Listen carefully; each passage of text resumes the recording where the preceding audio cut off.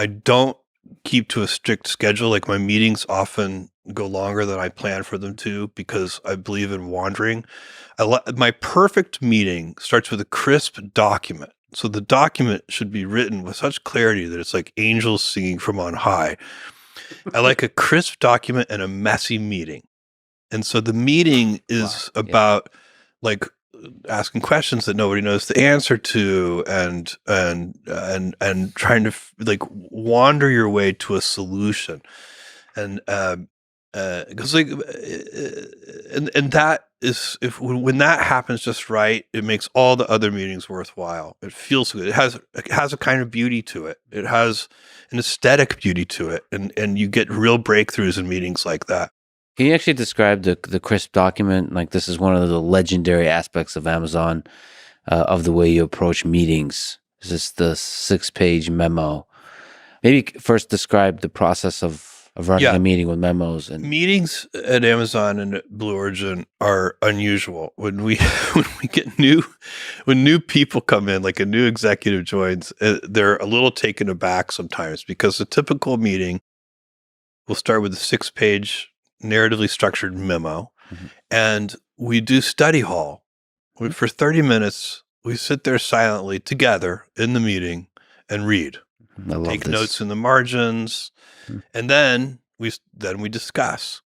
And the reason, by the way, we do study, you could say, I would like everybody to read these memos in advance, but the problem is people don't have time to do that, and they end up coming to the meeting having only skimmed the memo, or maybe not read it at all, and they're trying to catch up, and they're also bluffing like they were in college, having pretended to do the reading. Yeah.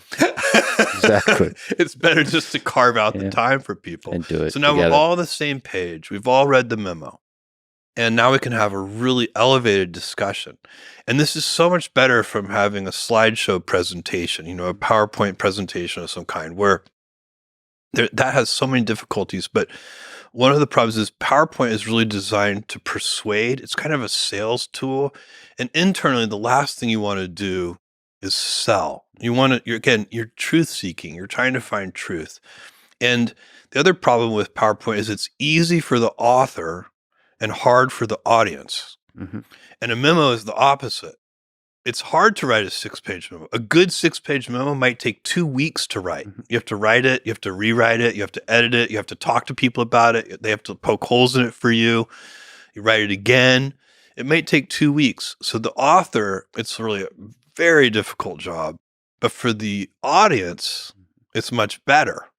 So you can read a half hour, and there are little problems with PowerPoint presentations too. Senior executives interrupt with questions halfway through the presentation. That question's going to be answered on the next slide, but you never got there. Whereas if you read the whole memo in advance, I often write lots of questions that I have in the margins of these memos, and then I go cross them all out because by the time I get to the end of the memo, they've been answered. That's why I save all that time. You also get, if the person who's preparing the memo, we talked earlier about groupthink and, the fact that I go last in meetings and that you don't want, your ideas to kind of pollute the meeting prematurely. The author of the memo has kind of got to be very vulnerable. They got to put all their thoughts out there, and they've got to go first. But that's great because it makes them really good. And you get to see their real ideas, and you're not trampling on them accidentally in a big, PowerPoint presentation. What's that feel like when you've authored a thing and then you're sitting there and everybody's reading your thing? You're like, I think it's mostly terrifying. Yeah. Like maybe in a good way. I think it's like a purifying. I think it's terrifying in a productive way. Yeah. But I think it's emotionally a very nerve-wracking experience. Is there art, science to the writing of the 6-page memo, or just writing in general too?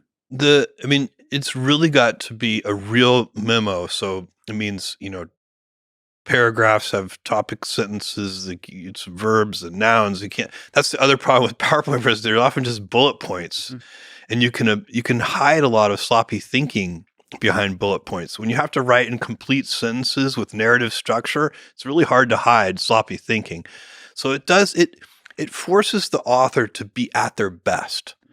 And so they're getting somebody's really their best thinking. And then you don't have to spend a lot of time trying to tease that thinking out of the person. You've got it from the very beginning. So it really saves you time in the long run. So that part is crisp, and then the rest is messy. Crisp document. Yes, and messy you me. don't want to pretend that the discussion should be crisp. Yeah. There's, most meetings you're trying to solve a really hard problem.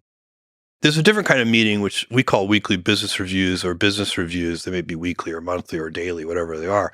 But these business review meetings, that's usually for incremental improvement. And you're looking at a series of metrics. Every time it's the same metrics. Those meetings can be very efficient.